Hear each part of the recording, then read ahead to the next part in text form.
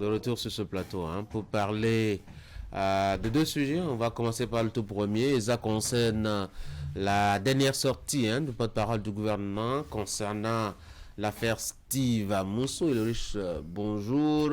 William, bonjour. Eric, bonjour. Bonjour. Désormais, on l'avait réclamé, désormais on l'a, la position de Cotonou par rapport à cette affaire. Il y a quand même plusieurs aspects qui ont été évoqués. Premier aspect, pourquoi le gouvernement ne parle pas de l'affaire? Les réponses du porte-parole, c'est pas le gouvernement qui a interpellé Steve Amusu. Je crois qu'il n'y a pas meilleure réponse que ça, Erich. Le gouvernement s'est prononcé, le gouvernement a bien précisé que c'est pas un problème du gouvernement, que c'est un problème judiciaire. Et nous ne pouvons que faire foi aux propos du porte-parole du gouvernement parce qu'il a été bien précis. Effectivement, quand vous suivez la procédure, le gouvernement s'est carrément rétracté de cette affaire. Et jusque-là, ce n'est que le procureur spécial de la Criette qui s'occupe de ce dossier. Donc, est-ce qu'il faut véritablement associer ce dossier au gouvernement? Je pense que c'est dans la supputation que véritablement, on pourra le dire. Mais d'une manière ou d'une autre, on a vu un premier procès qui a eu lieu, un procès contre les ravisseurs de Steve Amusu, alias frère Rouvi, parce que jusqu'à présent, c'est vrai que certains parlent de Rouvi, certains parlent de Steve Amusu. Le rapport n'est pas encore clairement établi, donc jusque-là, je ne veux pas m'avancer sur ce terrain, je préfère parler de Steve Amusu. Donc, on a vu les ravisseurs de Steve Amusu qui ont comparu devant le tribunal, devant la Criette, et 2 ont été condamnés à 20 ans de prison, dont 10 fermes, et il y a même eu dommages et intérêts au profit de Steve Amusu. Et j'ai entendu le porte-parole du gouvernement préciser que nous avons vu un pan, c'est-à-dire une phase, une étape de cette affaire qui est réglée. Donc ça veut dire qu'il reste encore d'autres étapes parce qu'il y a des choses qui certainement sont reprochées à Steve Amusu et certainement que d'ici peu, nous aurons encore d'autres feuilletons, d'autres épisodes de ce feuilleton. Nous attendons de voir puisque là, le gouvernement reste un peu en retrait et c'est la justice qui agit. Le reste maintenant, c'est dans les supputations, c'est dans les analyses qu'on verra si le gouvernement a une main ou pas. William? Avant d'opiner sur ce premier aspect, j'ai bien envie de relever que dans la norme et dans l'ordre normal des choses, la réaction du gouvernement ne doit pas être la messe du pape, attendue par tous.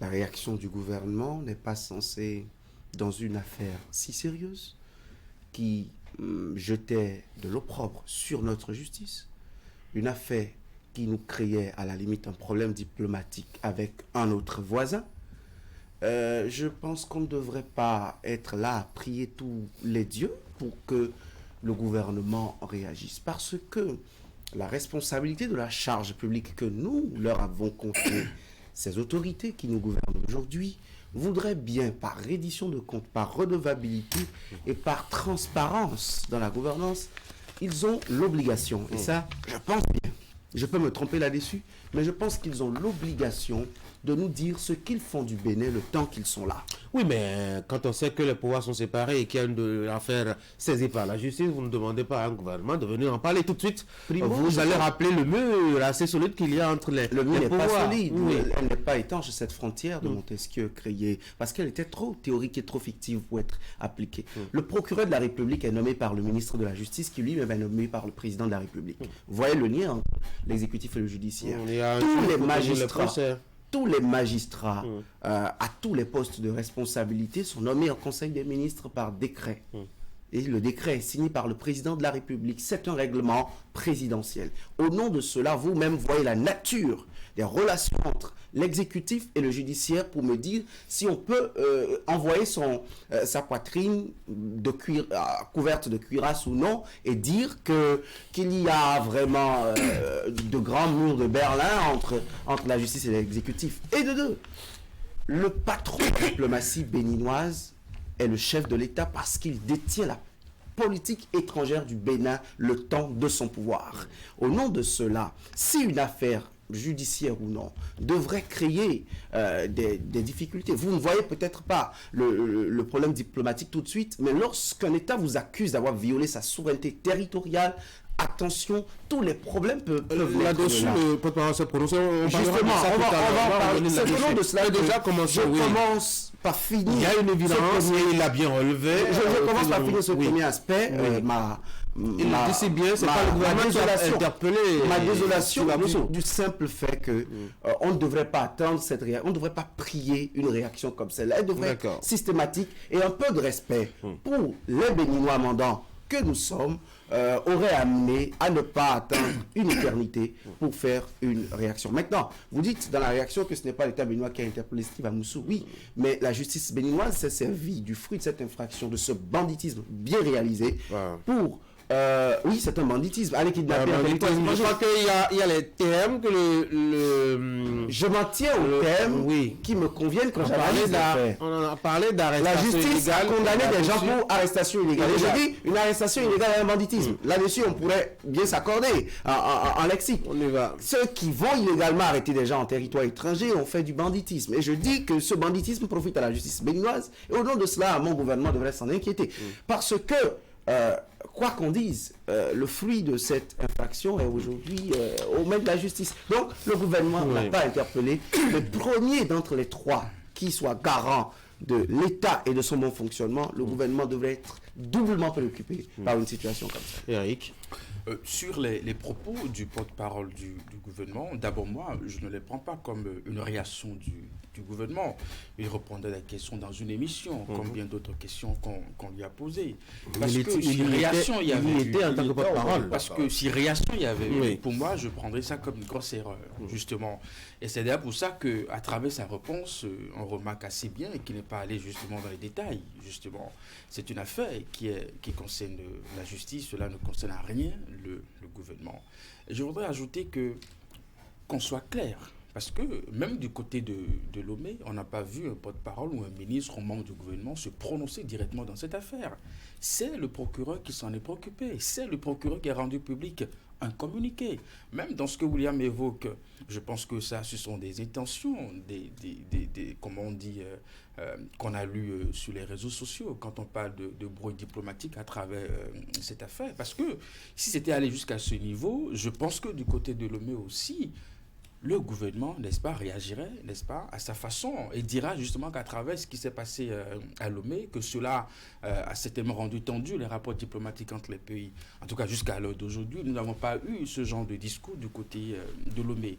Nous avons un procureur qui s'est saisi du dossier, n'est-ce pas, et qui est en train de mener des enquêtes. Tout comme ici également à Cotonou, un procureur s'est saisi du dossier et a rendu, n'est-ce pas, public des condamnation. Et donc, nous sommes dans une affaire qui concerne la justice et au niveau des deux pays, n'est-ce pas, le processus suit véritablement son cours. Je pense qu'on demande un peu trop, quand on exige au gouvernement de réagir, d'apporter des réponses et puis tout ça. C'est vrai qu'au Bénin, nous avons l'art de mettre de la particularité dans les choses parce que je me pose la question, combien de citoyens ne sont pas arrêtés dans ce pays? Combien de citoyens ne sont pas présentés devant le procureur et pour lesquels on ne demande pas au gouvernement de réagir? Si vous demandez à un gouvernement de réagir dans une affaire pareille, eh bien, ce matin, demandez au gouvernement de réagir alors sur le cas de tous les citoyens qui seront présentés devant le procureur aujourd'hui, n'est-ce pas, dans différentes affaires. Mais ce citoyen, c'est singulier. Et puis l'affaire aussi est singulière aussi. Si c'était sur le territoire national, on comprendrait. Si c'était un petit voleur de moto comme on en rencontre au quotidien, on comprendrait aussi que le gouvernement n'a pas besoin de se prononcer. Comme si des Béninois, comme on dit, avaient commis les mêmes faits au Niger ou dans je ne sais quel autre pays, la justice finira toujours par rendre une décision. Ce qu'on a fait, justement, ce que William qualifie de banditisme, effectivement, les bandits ont été sanctionnés, ils ont été condamnés pour arrestation illégale. Qu'est-ce que nous voulons encore? Allez, on va passer à cette autre étape. La question de la diplomatie mise en difficulté entre les deux pays et ma foi, le porte-parole qui n'y trouve pas vraiment des moyens de dire quelque chose. C'est vrai que jusque-là, on n'a que les deux justices des deux pays qui se sont prononcés, mais on n'a pas eu l'impression qu'il y a eu quand même un communiqué ou qu'il y a eu quelques actes de l'un des deux côtés qui prouvent que l'un n'est pas content ou que l'autre est dans la position de suspicion. Vous savez, a priori, on peut dire qu'il n'y a rien, qu'il y a plus de peur que de mal, mais dans le fond, quand vous observez un peu le dossier de très près, il y a matière à s'inquiéter un tout petit peu, parce que cela peut mettre à mal les relations entre de bon voisinage. Je m'explique. Tout de suite, vous voyez des individus qui, de leur propre chef, violent l'intégrité territoriale d'un pays et raptent, kidnappent un citoyen de leur pays ou pas, sortent du pays frauduleusement, de façon illicite, rentrent dans leur pays et subitement, vous voyez celui qui a été kidnappé aux mains de la justice béninoise. Je sais que, a priori, les gens vont se dire, oui, parce qu'ils ne se sont pas retrouvés, ils sont allés le déposer à la justice a fait son travail, mais de façon légale, ou quand on suit la cohérence de cette histoire, il faut se poser, on peut, à tort ou à raison, penser que le gouvernement béninois est implicitement responsable, parce qu'on va se dire, comment se fait-il, laissez-moi terminer, on va se dire, comment se fait-il que des individus qui, de leur propre chef, se lèvent, des individus, ils ne sont pas policiers, ils ne sont pas militaires, ils n'ont aucun statut d'agent de défense et de sécurité, qui, de leur propre chef, se sont levés à les prendre. Est-ce que ce n'est pas l'élément suffisant, justement, pour montrer qu'en réalité, l'État n'a rien à y voir, ça, et que c'est deux citoyens simplement qui se querellent? C'est ça, justement, là, le véritable problème.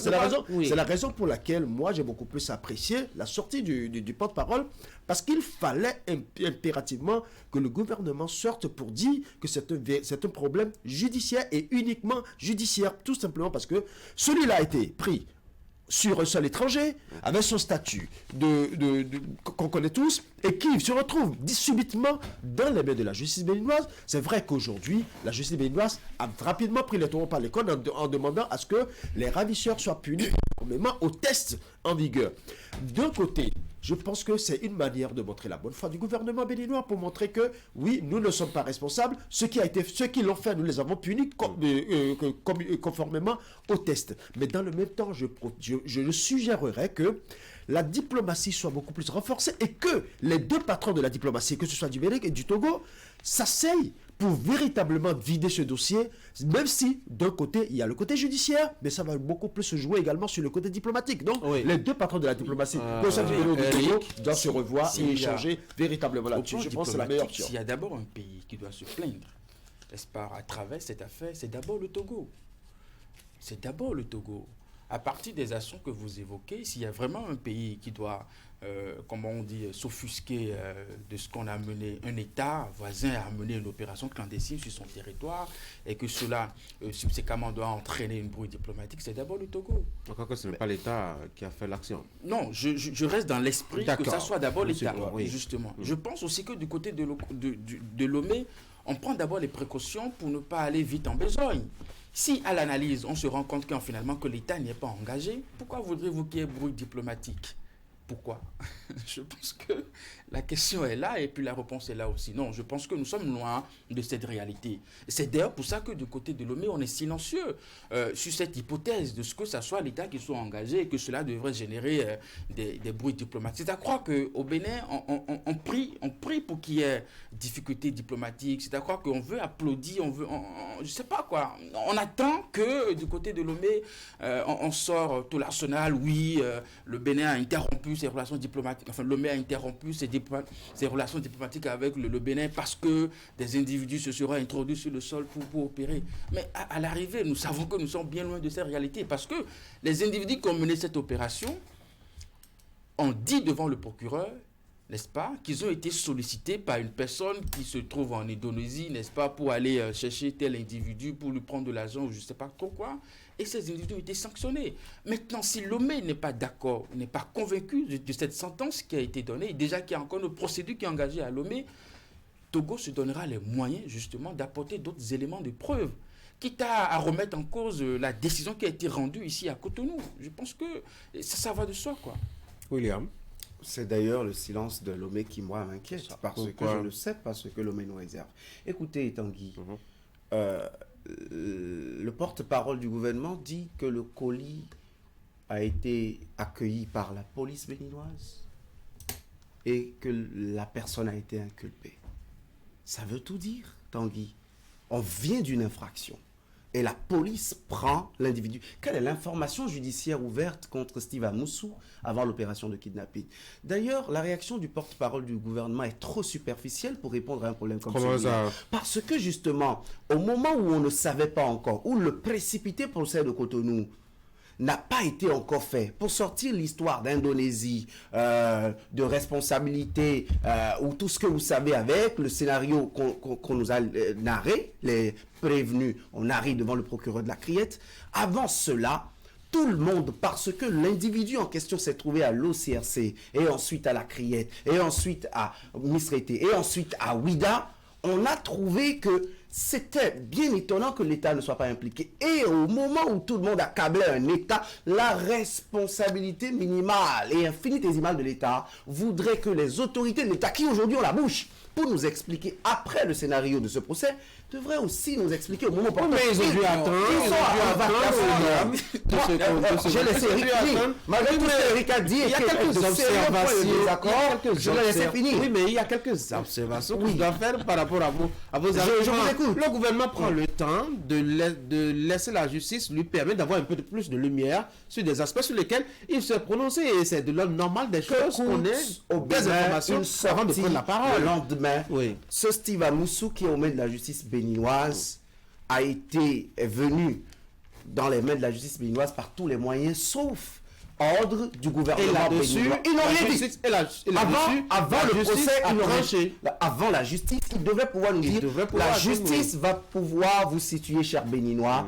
Nous, on n'a pas demandé. Ceux qui ont demandé la justice indépendante, prétendument soit-elle, va vous donner les explications qu'il faut. Les enquêtes sont en cours. Mais avant, l'État béninois, le gouvernement béninois se désengage du fait que, parce que nous n'avons envoyé personne au Togo chercher un individu, attendez voir ce que la justice vous donne les raisons pour lesquelles ce monsieur a été kidnappé à Lomé. Ce monsieur est au mains de la justice béninoise à travers l'entremise de la police. Sinon, le silence de nos autorités, la précipitation du procès. Ensuite, cette réaction qui vient plus tard, alors qu'elle a été tout le temps attendue, ces éléments ne sont pas de nature à expliquer, je ne veux pas trouver ou non l'implication ou non de l'État béninois, mais la chronologie des faits. Il n'y a que les gens comme Eric qui soient convaincus de ce que les choses qui sont avancées. Nous sommes au plan diplomatique. Que les choses qui sont avancées sont de nature à convaincre. Il y a des gens comme moi qui sont très sceptiques parce que si ce n'est que maintenant qu'on a les moyens de réagir, c'est de votre droit. Mais est-ce que vous pensez sur le volet diplomatique, oui. sur le volet diplomatique, justement, quand vous parlez du Togo. Tout à l'heure, je disais que le silence du Togo est inquiétant. Parce que, vous savez, il n'y a que ceux qui ne veulent pas voir, qui ne puissent pas voir un État choqué dans son ego, dans sa souveraineté. Oui. Écoutez-moi. L'État est choqué. Attendez. Un État choqué dans sa souveraineté et dans son ego lorsqu'une justice d'un autre État a en 24 heures un individu qui a été illégalement kidnappé sur son territoire. Il n'y a que... Et vous savez, les conférences de presse ne disent pas tout. Les sorties médiatiques, les emballements médiatiques ne disent pas tout. Je ne dis pas que le Togo est frustré, je ne dis pas que le Togo ne l'est pas. Mais prenons les règles diplomatiques. Oublions le Togo, oublions le Bénin. Disons, s'il y a un État A qui va kidnapper, dont les individus... Pas l'État, dont des individus, dont les citoyens, dont des nationaux. Dont les citoyens. Voilà, dont des nationaux, je préfère national. Dont des nationaux d'un territoire vont prendre un autre de ce territoire, de cet État A, et que sur l'État B, en quelques heures, la justice de l'État B met une machine en branle, des informations judiciaires sont faites, et on trouve que ce même monsieur était un colis attendu à Cotonou et qu'on a accueilli par la police. Attention, oublions le Togo, oublions le Bénin. Imaginons que ce n'est pas le pays de Patrice Talon ou de Fort Yassingbe.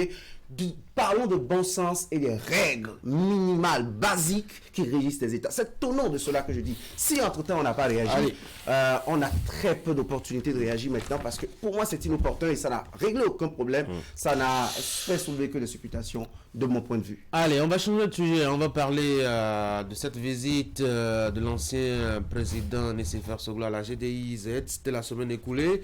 Les quotidiens se sont beaucoup emballés. Eric, c'est la première fois que j'ai vu de bons mots à l'adresse de Nicéphore Soglo. Et il déclarait en substance que c'est la première fois qu'il voyait en tout cas quelque chose de cette nature-là sur le sol béninois. Absolument, effectivement. On a lu beaucoup de commentaires également sur les réseaux sociaux. Beaucoup de pages ont repris les propos de l'ancien président avec des vidéos à la clé. C'est bien beau de constater que l'ancien président, après sa visite à la GDIZ, se réjouit de la transformation qui s'y opère.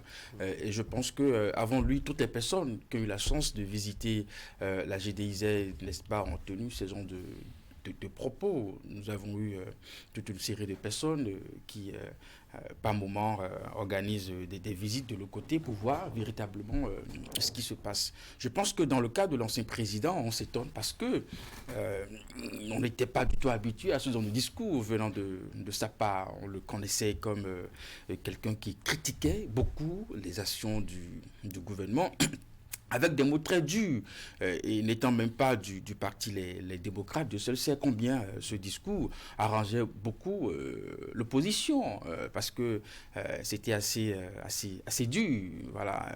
Patrice Talon, qu'on qualifiait de tous les noms, y compris de ses actions, il a mis la main sur toutes les richesses du pays, et donc c'était vraiment à ce discours auquel nous étions habitués. Donc c'est assez étonnant de voir la même personne apprécier véritablement avec des mots assez élégants ce qui se passe du côté de la GDZ. Je pense que c'est cette différence qui a certainement sans doute créé beaucoup de commentaires autour de cette visite. J'ai lu l'éditorial de Anissé Kalosoki dans Fraternité ce matin, un virage à 180 degrés.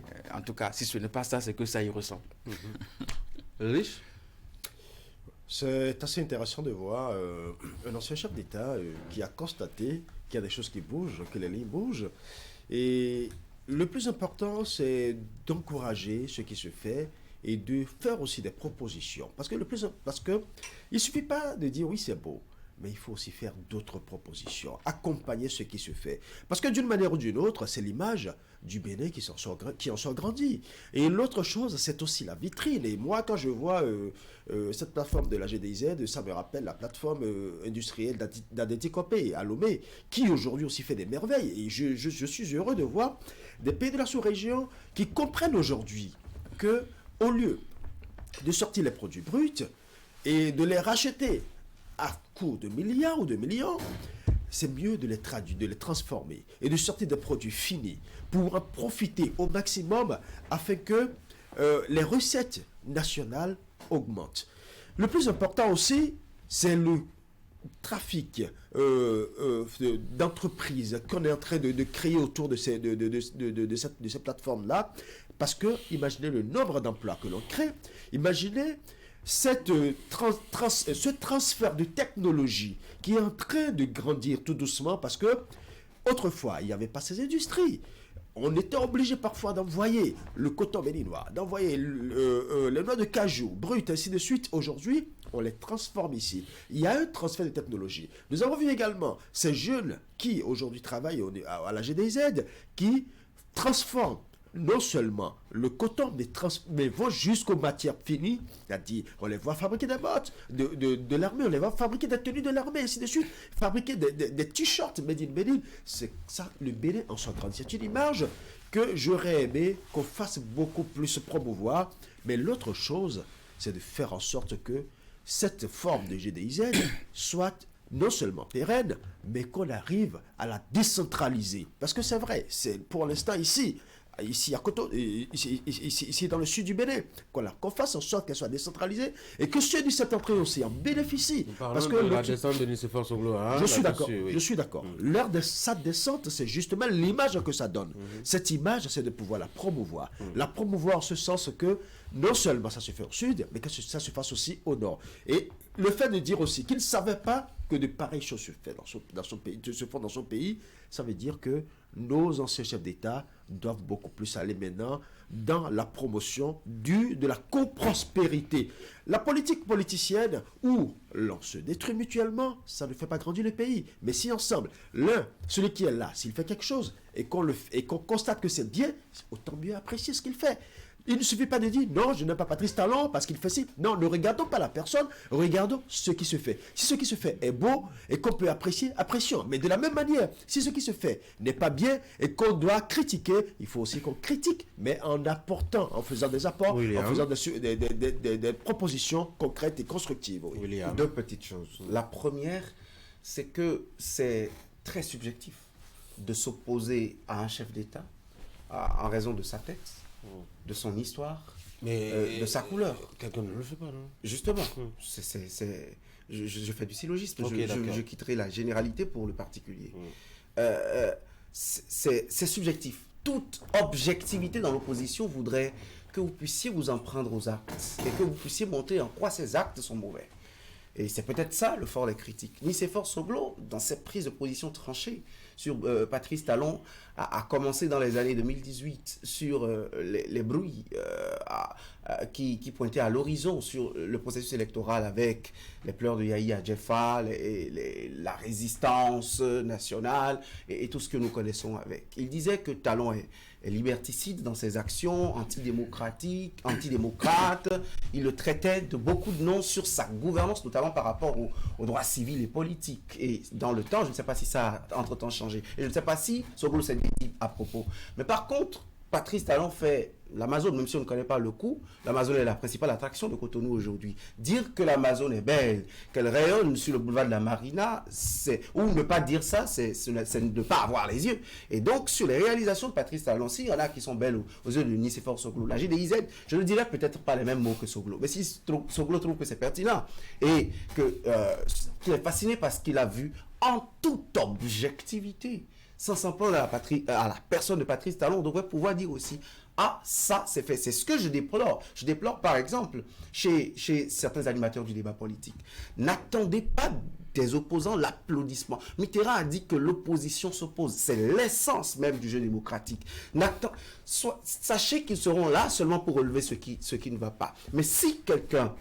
D'abord, Nicéphore Soglo, pour moi, n'est pas un opposant juridiquement constitué parce qu'il est membre d'aucun parti de l'opposition, même si on connaît ses positions extrêmement critiques et vertes contre la politique de Patrice Talon. S'il prend de la hauteur, s'il veut montrer un peu que, contrairement à Yahi, qui est président du parti les démocrates, qui ne sera que dans les tirs à bout portant sur Patrice Talon, contrairement aux mouvanciers qui prennent fait et cause pour comment on appelle? La gouvernance, moi, je prends de la hauteur quand c'est bon, selon moi, je le dirai. Quand ce ne sera pas bon, je le dirai. Donc, pour moi, c'est de l'objectivité. Maintenant, d'un second côté, et ça, c'est la deuxième chose que je dis, ça pourrait aussi être un appel de pied ou un pas de fait. De Patrice Talon? Non, c'est un pas de fait de Nicéphore Soglo pour commencer à relativiser. Ce n'est pas exclu. Dans quel intérêt pensez-vous peut-être toute analyse faite, rien de cela n'est exclu. Cela me rappelle Mathieu Kérékou qui, avec Marguerite Kérékou, sortent tous deux pour aller s'enrôler à la Lépi. Écoutez, c'était dans une période de tumulte. Vous en souvenez par rapport à la Lépi, l'opposition tranchée. Donc parfois l'ancien président, personnalité d'une certaine moralité qu'il est, se met au-dessus du débat pour montrer que, en toute objectivité, il y a des choses qu'on peut apprécier. Ce n'est peut-être que son point de vue, mais c'est de la grandeur d'une certaine manière. Et de l'autre côté, si c'était une façon de revoir ses positions aussi, c'est peut-être de la politique politicienne. Bon ben, en tout cas, ça n'aura été que pour la bonne santé, l'ambiance politique ou publique nationale, que de voir quand même qu'à un moment donné, c'est pas seulement les bois verts qui sifflent sur nos têtes, qu'il y a aussi de bons mots qui peuvent parfois passer devant nous. Et c'est tant mieux pour la démocratie. Mais je me demande pourquoi c'est maintenant Nicéphore Soglo va là-bas. Peut-être que c'est maintenant que son agenda lui permet. Il en avait un de très chargé, certainement, riche. Ben, je suis tenté de dire aussi que c'est son agenda, mais bon, le plus important, c'est qu'il y aille. Il y allait il a vu, il a apprécié, et il aurait pu quand même rester dans sa position, comme l'a dit William tout à l'heure, il peut rester dans sa position tranchée et dire, ben écoutez, ne voir que ce qui est négatif là-bas, et venir dire, ben écoutez, j'ai vu, mais il n'y a pas suffisamment ci, il n'y a pas ça, il n'y a pas ça. Mais il a eu quand même l'honnêteté intellectuelle de dire, j'ai apprécié, j'ai été fasciné, et je pense que c'est ce qu'il nous faut dans ce pays. Au-delà de la politique politicienne, où l'on se tire à boulet rouge dessus, il faut de temps en temps s'asseoir, apprécier ce qui est fait, quand c'est beau, quand c'est bien et quand c'est bien fait. Et je pense que, hors des questions d'agenda, vous savez, ce n'est pas la première réalisation de Patrice Talon. Nicéphore Soglo ne voyait que ce que Talon faisait de mauvais du point de vue des libertés. Oui, vous avez parlé de la statue de l'Amazon. Justement, il pouvait aller à l'Amazon, par exemple. Oui, mais il n'y a pas la première réalisation. Donc, c'est pour dire, en fait, ce que je voudrais dire, c'est que c'est maintenant qu'il a décidé de voir ce qui est bien fait. En fait, en toute analyse, c'est ce que je vois. Il y a des choses que Patrice Talon a faites précédemment qu'il aurait pu voir, qu'il a vu, et pour lesquelles il n'a pas donné ses mots, justement. Parce que il n'a pas donné ses mots. Donc, aujourd'hui, je me dis, c'est maintenant qu'il a décidé de voir et qu'il a voulu exprimer publiquement pour dire, bon, Talon, vous pensez que je suis contre lui, je le suis peut-être, mais s'il fait bien, je dirais qu'il fait bien. Donc tout ça aussi, c'est le jeu politique. Il ne faut pas perdre de vue l'aspect économique et sociétal qu'il y a autour, parce qu'au-delà de tout, c'est d'abord l'économie du pays qui en se grandit d'un côté, mais il y a aussi la bonne vague de recrutement des jeunes pour absorber justement le taux de pour absorber le taux de chômage qui, à un moment donné, commençait à véritablement amplifier. Donc je pense que tous ces aspects, Nicéphore Soglo ne les a pas occultés. Il s'est dit que ça, ce sont des aspects qu'il faut véritablement prendre en compte pour voir ce qui se fait. L'autre chose, c'est le transfert de technologie dont je parlais tout à l'heure. Vous voyez, aujourd'hui, de plus en plus, il y a des machines, des industries qui s'installent. Et là, plus nous en aurons, plus le bénéfice en sortira grandi. Je pense qu'il y a des questions et peut-être que on verra bien la suite de ce que ça va donner. Est-ce que nous aurons d'autres satisfecits de l'ancien président sur d'autres réalisations, peut-être jusqu'en 2026, ou si ça cache peut-être un autre agenda? C'est des questions qu'on peut se poser. Mais vous savez, ce que dit William, si c'est pour voir les réalisations, je pense que l'ancien président, il en a vu bien d'autres. Sur lesquels on n'a pas eu ce genre de commentaires. Tanguy a précisé qu'il a vu l'Amazon, puisqu'il a été invité justement. Nous connaissons le domicile de l'ancien président, nous savons ce que la FIV était par le passé, ce que la FIV est aujourd'hui. Et donc, en termes de réalisation, je pense que l'homme ne nous dira pas qu'il n'a pas manqué de voir certaines réalisations. Bon, peut-être que GDIZ, c'est top industriel, c'est le haut niveau, et peut-être qu'il a on devrait former notre délégation après, pour aller là-bas. Après, je me dis, oui, on s'étonne parce que je pense que, et ça c'est à l'endroit de nos concitoyens, on a toujours envie de voir les leaders politiques s'entrechoquer, s'insulter. Pas forcément. On a toujours envie de... Je finis rapidement. En fait, je m'interroge sur ce que... Parce que la GDZ a reçu beaucoup de visites, beaucoup de personnalités, à l'intérieur comme à l'extérieur. Il y a toujours des commentaires, toujours d'appréciation. On n'a pas vu autant de bruit, justement. Donc, c'est à croire que... Pour notre client de ce matin, c'est à croire que... quand même temps. Hein. Oui. Donc, peut-être qu'à la fin, bon, les gens s'entendront à ce que, bon, qu'est-ce qu'on n'a jamais vu. Allez, les gars, merci beaucoup. Peut-être qu'à l'arrivée, ça n'a pas été le cas. Peut-être qu'ils diront que l'homme a signé peut-être un gros deal avec Patrice Talon pour dire ça. Bon. Merci beaucoup. Je vous souhaite passer une très bonne journée à chacun. Mesdames et messieurs, c'est la fin d'Actu Matin. Merci d'avoir été là. Bonne journée.